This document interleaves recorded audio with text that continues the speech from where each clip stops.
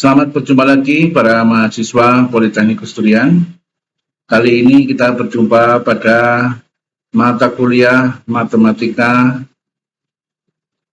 Keuangan Lanjutan atau Matematika Keuangan 2 dengan topik model pengendalian persediaan inventory atau model pengendalian persediaan atau inventory model.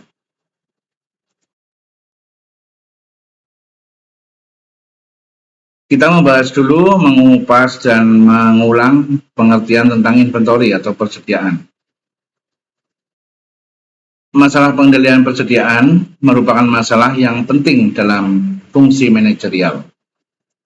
Hal ini disebabkan karena nilai persediaan seringkali merupakan porsi yang besar dalam neraca. Persediaan dapat diartikan sebagai segala sesuatu atau sumber-sumber daya organisasi yang disimpan dalam rangka mengantisipasi pemenuhan permintaan.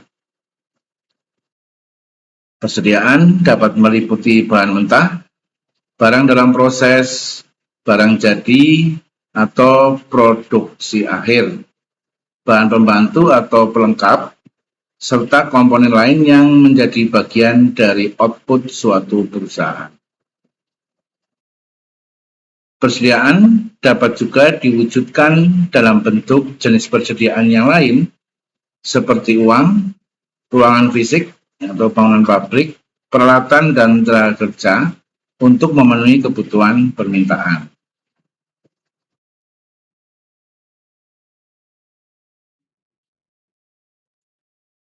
Fungsi utama pengendalian perusahaan adalah untuk menyimpan dalam rangka melayani kebutuhan perusahaan akan bahan mentah, barang dalam proses, barang jadi, dan jenis persediaan yang lain dari waktu ke waktu. Fungsi persediaan tersebut akan ditentukan oleh yang pertama adalah jangka waktu. Semakin lama jangka waktu berarti kebutuhan persediaan semakin banyak. Yang kedua, ditentukan oleh produksi atau jumlah yang dibeli melebihi dari yang dibutuhkan, maka sisanya akan menjadi persediaan. Dan ini akan berfungsi menurunkan biaya produksi. Yang ketiga, bila permintaan bersifat musiman, sementara produksi bersifat konstan, maka persediaan akan berfluktuasi. Ini contohnya, yang nomor 3 contohnya adalah di industri sarung ya, misalnya seperti merek-merek terkenal. Seperti kita ketahui, penjualan produk sarung ini biasanya di menjelang bulan Ramadan seperti sekarang, dan juga pada saat Lebaran sampai kepada musim Lebaran Haji. Kurang lebih durasinya sekitar 4 bulan. Nah, pada masa di luar masa-masa penjualan ini, perusahaan tetap memproduksi menjadi stok barang jadi.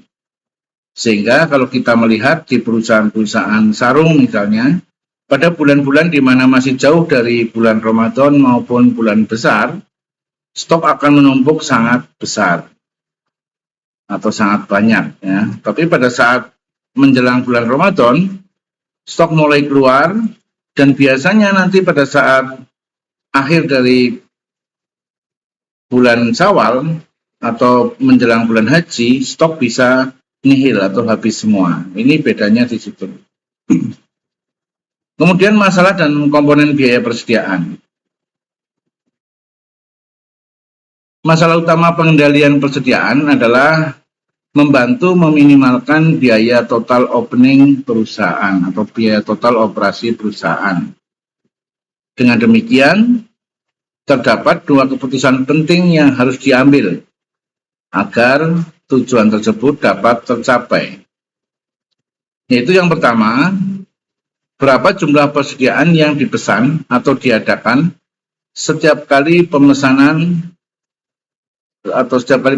yang disebut dengan pemesanan optimal. Yang kedua, kapan pemesanan harus dilakukan. Sebagai konsekuensi dari masalah tersebut, maka ada biaya-biaya yang harus ditanggung perusahaan dalam mengelola persediaan. Komponen biaya pengendali persediaan dapat terdiri dari, kita lihat di halaman berikutnya,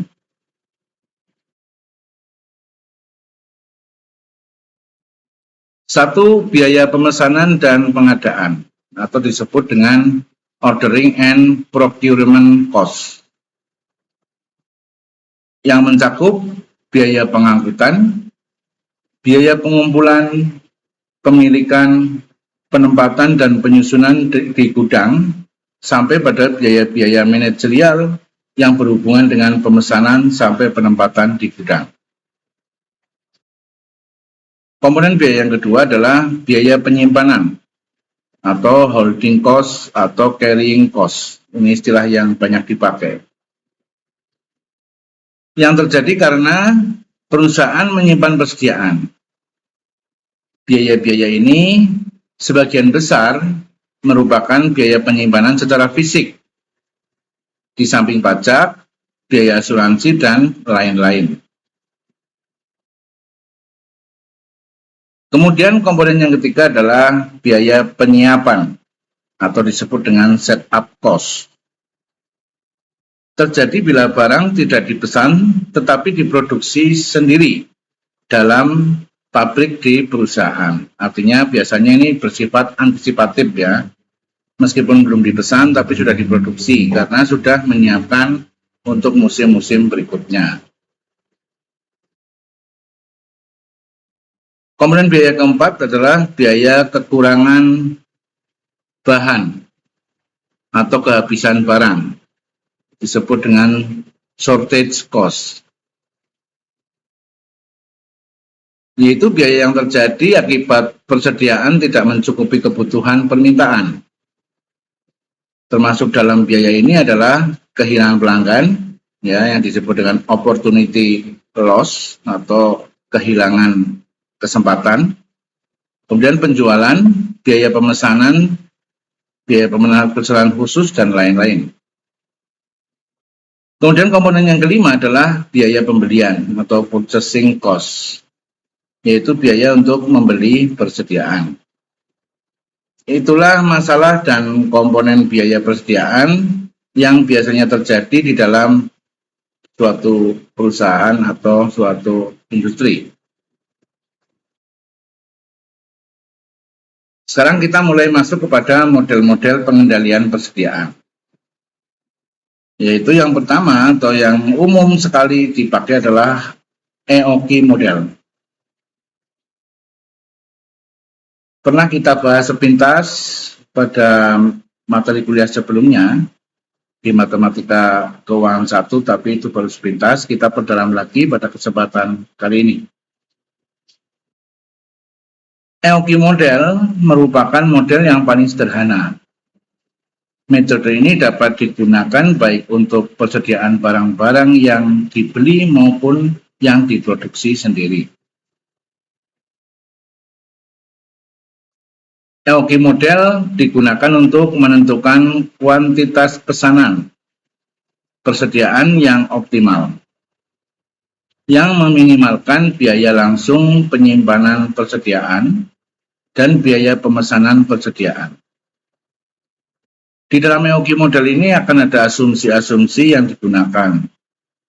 Di antaranya adalah satu, asumsinya permintaan barang diketahui dan bersifat konstan. Artinya kita sudah bisa mendeteksi bahwa permintaan konsumen akan terus terjadi dan bersifat konstan, tidak musiman. Kemudian asumsi yang kedua adalah harga per unit barang adalah konstan. Jadi biasanya ini diterapkan pada lini produksi ataupun siklus produksi jangka pendek ya, antara 1 sampai 3 tahun. Kemudian asumsi yang ketiga adalah barang yang dipesan dan disimpan hanya satu macam. Artinya model EOQ ini untuk menghitung satu macam barang. Jadi misalnya kita memiliki produksi yang 10 macam barang, biasanya akan dihitung EOQ masing-masing jenis barang atau jenis produk. Kita lihat di tabel sebelah kanan di grafik maksud saya, di situ terlihat grafik model EOQ, ya, di mana ada unsur-unsurnya adalah ada total cost, kemudian holding cost, dan ada ordering cost. Ordering cost adalah biaya pemesanan, holding cost adalah biaya-biaya yang terjadi di perusahaan, biasanya adalah fixed cost-nya di sini. Kemudian ada total cost adalah penjumlahan antara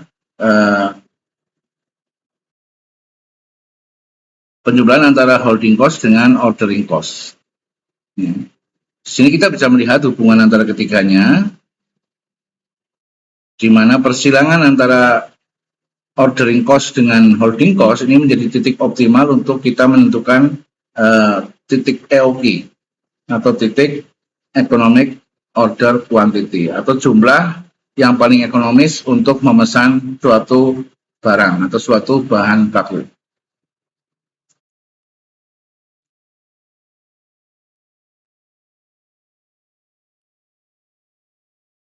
Kita lihat di sini asumsi yang keempat adalah biaya penyimpanan dan pemesanan konstan.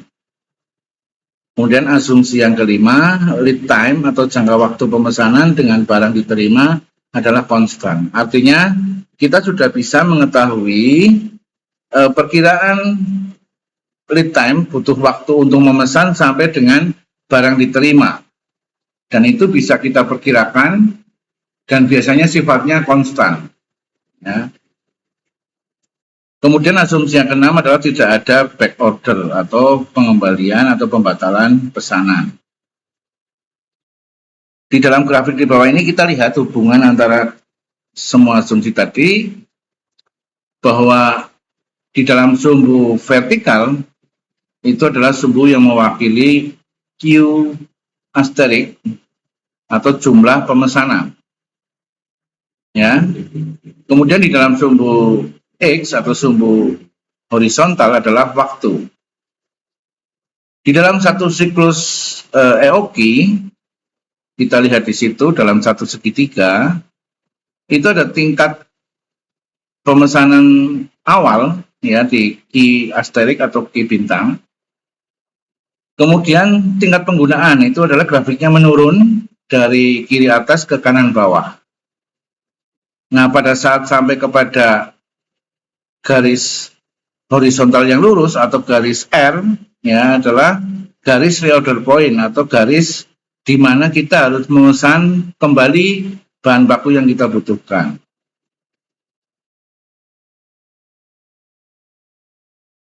Itu bisa kita lihat di dalam grafik kapan waktunya kita harus memesan ulang atau memesan kembali setiap bahan baku yang kita butuhkan.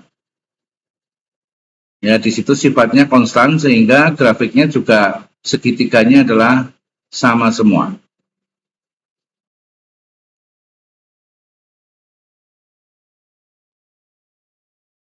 Kalau kita masukkan ke dalam rumus, ya, maka penurunan rumusnya adalah kita berikan penjelasan dulu mengenai notasi-notasi yang digunakan di dalam rumus EOQ.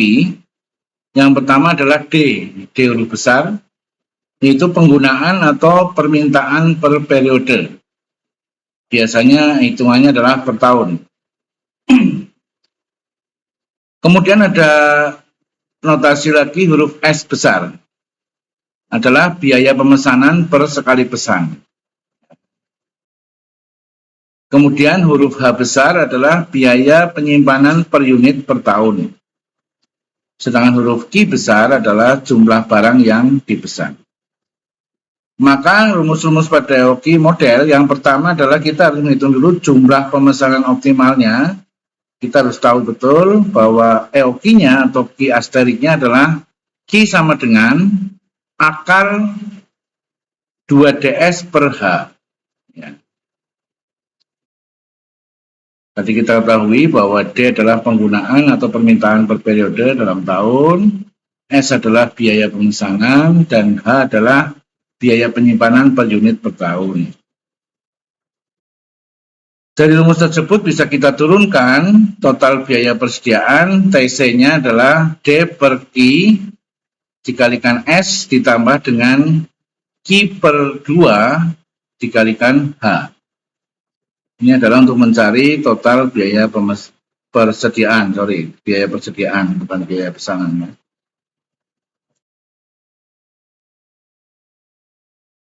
Kemudian kita masuk kepada derivasi rumusnya, penggabungannya. Jumlah pemesanan optimal adalah jumlah pemesanan yang meminimumkan biaya total persediaan. Termasuk dalam biaya total persediaan meliputi total biaya pemesanan atau ordering cost dan total biaya penyimpanan atau holding cost. Jumlah pemesanan yang optimal dapat diperoleh melalui yang pertama, kita harus menyamakan total ordering cost dengan total holding cost. Ya, total ordering cost adalah biaya order dengan biaya penyimpanan. Yang kedua, melakukan turunan pertama dari fungsi total cost terhadap persediaan atau Q. Kita lihat seperti apa.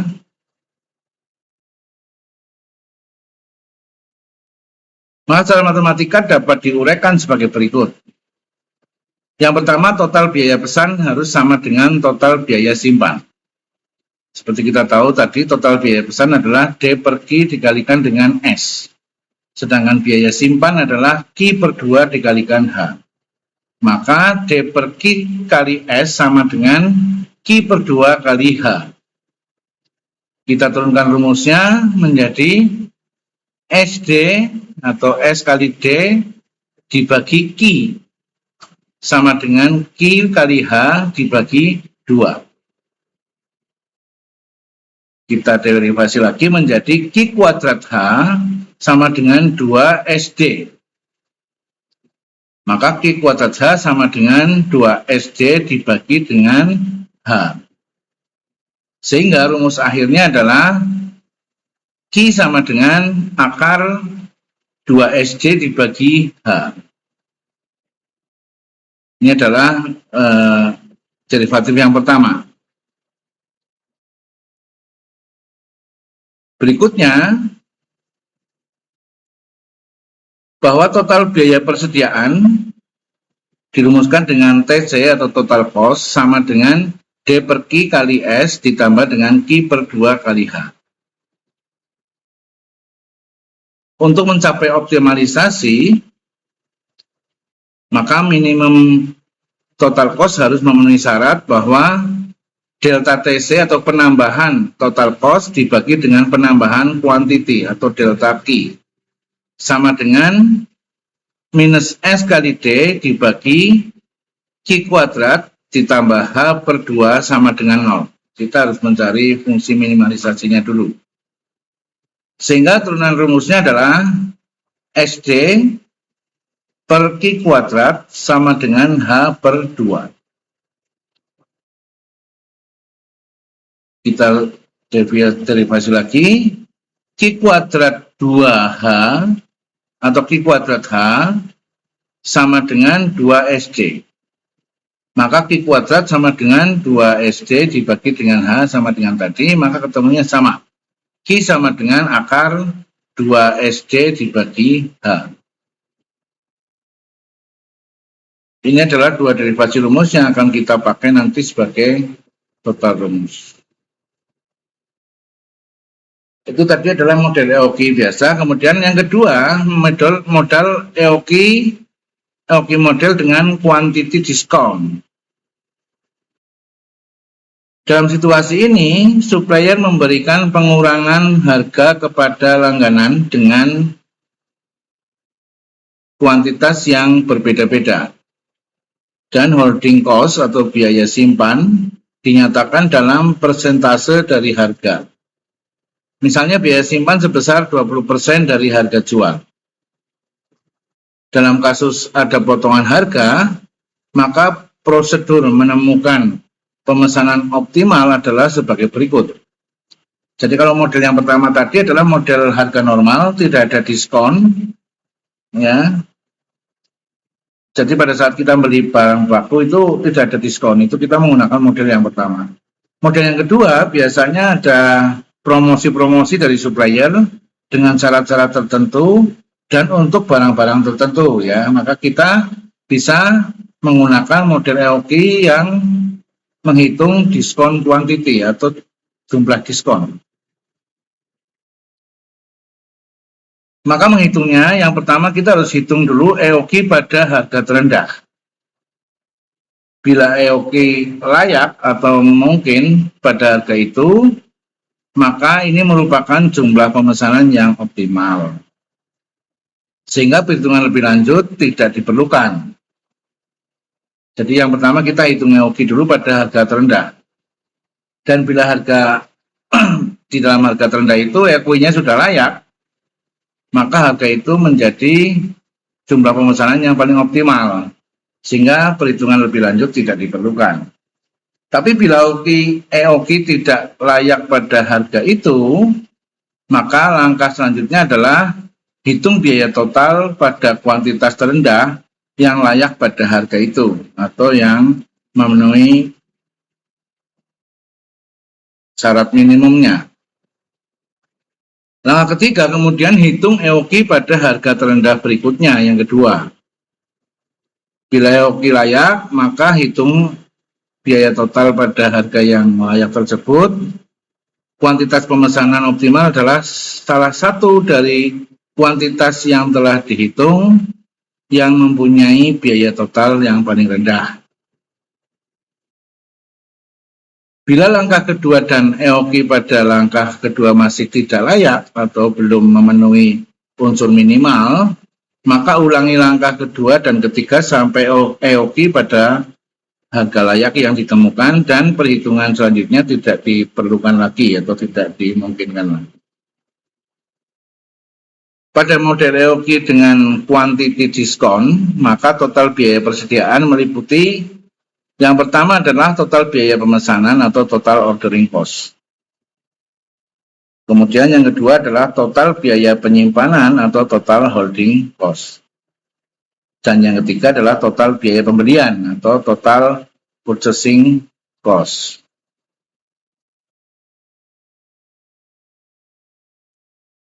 Sehingga kalau kita rumuskan, TC pada model ini ya, TC total cost sama dengan D per Q kali S ditambah Q per 2 kali H ditambah dengan PD, di mana P adalah harga barang per unit dan D adalah jumlah pembelian atau permintaan barang yang dibutuhkan per tahun. Ini ada variabel yang dimasukkan lagi, yaitu variabel jumlah pembelian atau permintaan barang yang dibutuhkan per tahun.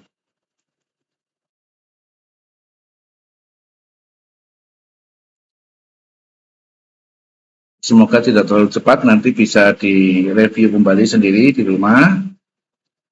Kita masuk ke model yang ketiga, yaitu EOQ model dengan back order.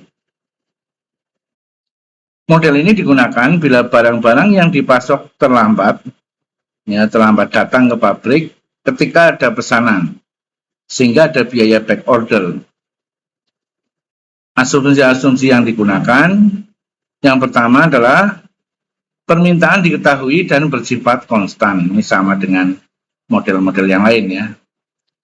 Kemudian yang kedua asumsinya adalah pelanggan mau menerima pesanan yang menyusul atau back order. Dan yang ketiga ada waktu T1 di mana ada surplus persediaan atau disebut dengan I besar. Kemudian ada waktu T2 di mana ada kekurangan persediaan. Maka waktu T2 ini adalah Q minus I. Asumsi kelima, setiap siklus memerlukan waktu yang sama atau TC. Ini huruf kecil semua ya simbolnya. Kemudian asumsi keenam, biaya back order per unit per tahun konstan. B adalah dalam rupiah per unit per tahun.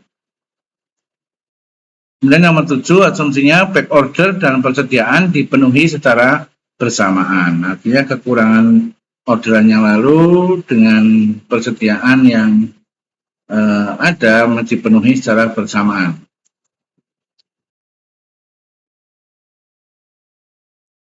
Maka kalau lihat grafiknya,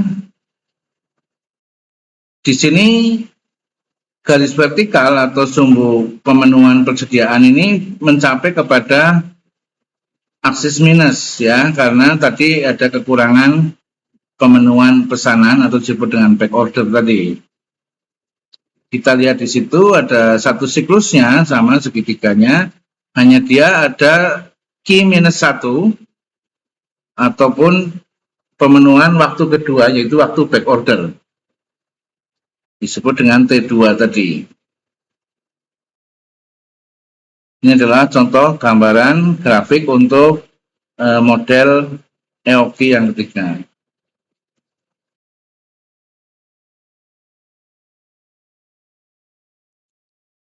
Maka rumus-rumus untuk Q optimal atau pemesanan yang optimal adalah pemesanan optimal disimpulkan dengan Q asterik atau Q bintang sama dengan akar 2DS per H dikalikan dengan akar H plus B dibagi dengan B. Kemudian untuk melihat surplus persediaan tahunan, I sama dengan akar 2DS per H dikalikan dengan akar B per H plus B. Sehingga rumus untuk biaya total TC sama dengan H kalikan I kuadrat dibagi 2Q ditambah S dikalikan dengan D per Q ditambah B kali Q-1 kuadrat, Q-1 dikuadratkan ya, dibagi dengan 2Q. Di mana H adalah I kuadrat per 2Q sama dengan total holding cost. Sedangkan S kali D per Q adalah total ordering cost. Sedangkan B kali Q minus I kuadrat per 2Q adalah total shortage cost. Di mana B adalah biaya back order dan Q minus 1 adalah jumlah yang dipesan kembali atau back order. Dengan meminimalkan TC terhadap Q dan I, ya, DTC dibagi dengan DI dan DTC dibagi dengan DI, maka akan diperoleh jumlah pemesanan optimal atau Q bintang atau Q asterik dan surplus persediaan tahunan atau I.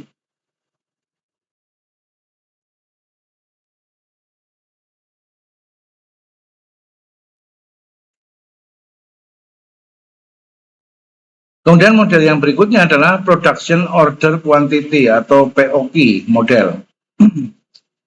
Model ini digunakan apabila perusahaan tidak melakukan pemesanan barang, tetapi memproduksi sendiri, baik sebagian atau seluruh komponen barang. Artinya di sini model ini dipakai untuk perusahaan yang bahan bakunya dipenuhi sendiri. Selama proses produksi tersebut, maka persediaan akan terus bertambah karena produsen tidak melakukan pemesanan, maka dalam model ini tidak ada biaya pemesanan atau ordering cost. Tetapi yang ada adalah biaya penyiapan yang meliputi seluruh biaya untuk memproduksi barang tersebut atau disebut dengan setup cost. Adapun asumsi-asumsi yang digunakan dalam model POQ ini adalah hanya ada satu jenis barang. Seperti tadi bahwa POQ ini hanya bisa menghitung untuk barang yang sejenis. Yang kedua adalah permintaan selama setahun diketahui dan konstan. Ini sama dengan asumsi yang model lainnya. Kemudian persediaan secara terus-menerus mengalir atau dibuat dalam suatu proses waktu tertentu setelah dipesan.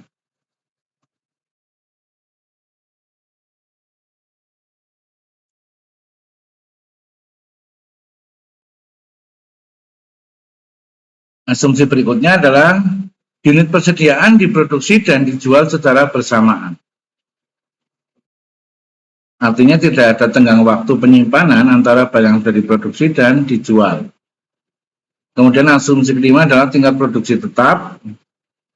Asumsi ke-6, tidak ada potongan harga atau kita tidak mengeluarkan rabat atau potongan harga. Maka kita bisa lihat di dalam grafik di bawah ini, kita lihat modelnya adalah segitiga yang utuh, ya, di mana di dalam garis yang miring ke kanan adalah bagian persediaan selama produksi. Artinya pada saat diproduksi, persediaan akan meningkat terus sampai kepada titik maksimum persediaan, ya, maka dia akan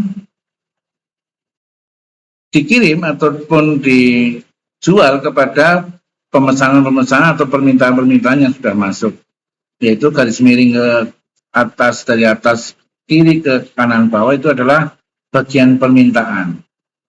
Begitu seterusnya, sehingga dalam satu siklus, ya, itu adalah ada bagian persediaan selama produksi sampai kepada puncak maksimum persediaan, kemudian kita masuk ke bagian permintaan atau proses penjualan. Sehingga asumsi bahwa unit persediaan diproduksi dan dijual secara bersamaan ini terpenuhi di dalam model ini.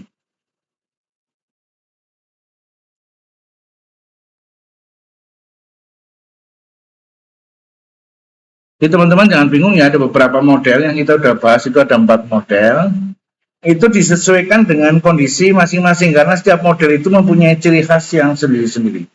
Ada yang menggunakan diskon, ada yang tanpa diskon, dan sebagainya ya. Notasi-notasi yang digunakan di dalam model ini adalah ada namanya Emax, yaitu persediaan maksimum. Kemudian ada E-average, yaitu persediaan rata-rata.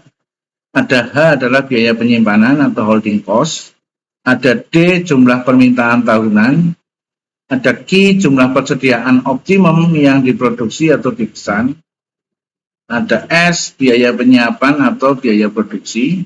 Dan P kecil adalah tingkat atau jumlah produksi harian. D kecil adalah tingkat atau jumlah kebutuhan atau permintaan harian. Dan T kecil adalah lama produksi dalam harian. Ini adalah notasi-notasi yang akan dipakai di dalam perumusan model keempat, model POQ.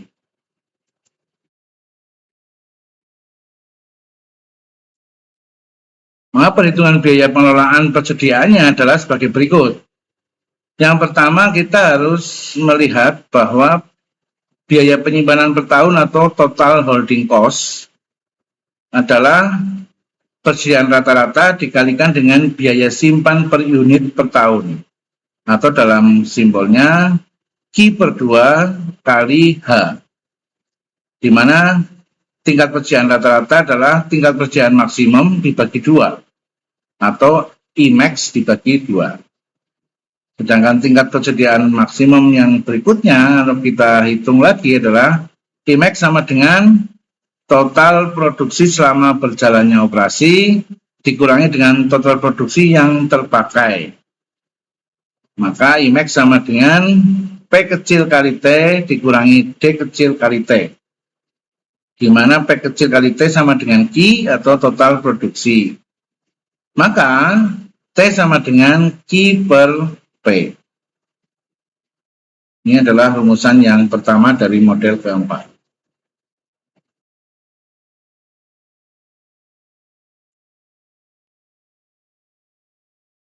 Berikutnya kita lihat masih dari rumusan tadi, sehingga I maksimum sama dengan T kali P dikurangi T kali D, atau I max sama dengan T dikalikan P minus D.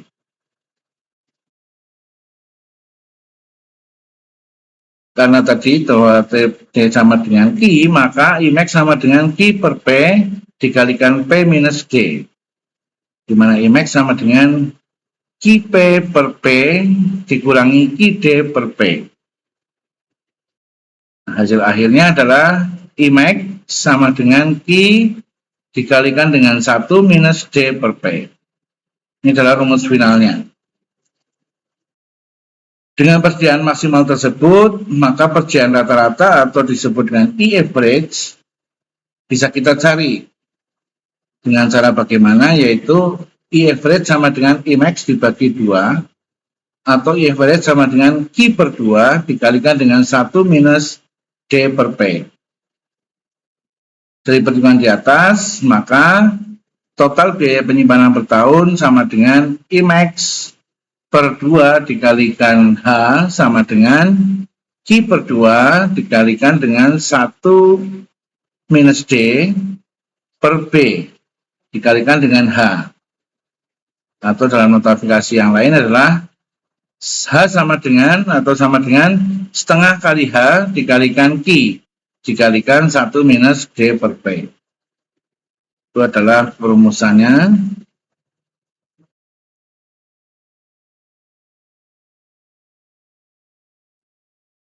Kemudian yang kedua, total biaya penyiapan atau setup cost frekuensi produksi dikalikan dengan biaya per sekali produksi. Atau dalam notifikasi D per Q per kali S. Kemudian yang dicari ketiga adalah total biaya pengendalian persediaan,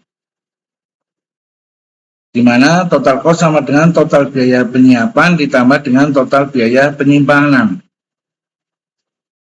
sama dengan D per Q kali S ditambah setengah kali H kali Q kali 1 minus D per P.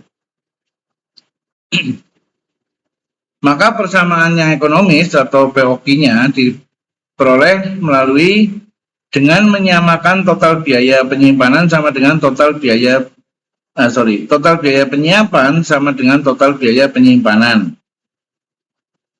Atau total biaya penyiapan sama dengan total biaya penyimpanan dengan notasi total biaya penyimpanan sama dengan D per Q kali S sama dengan setengah kali H kali Q dikalikan 1 minus D kecil per P kecil. Maka DS sama dengan setengah H kali Q kuadrat kali 1 minus D per P. Kalau kita turunkan lagi rumusnya, Q kuadrat sama dengan 2DS dibagi dengan H kali 1 minus D per P. Maka akan ketemu Q optimal sama dengan akar 2DS per H dikalikan dengan 1 minus DP. Kalau masih notasi ini kelihatannya membingungkan ya, tapi kalau sudah nanti diaplikasikan dalam angka-angka ini akan lebih mudah dipahami.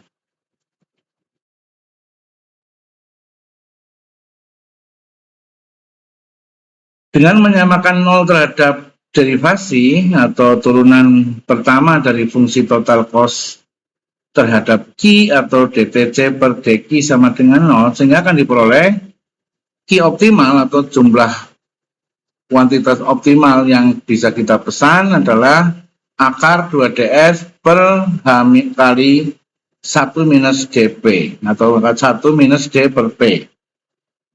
Itu adalah rumus untuk model keempat, yaitu model POQ.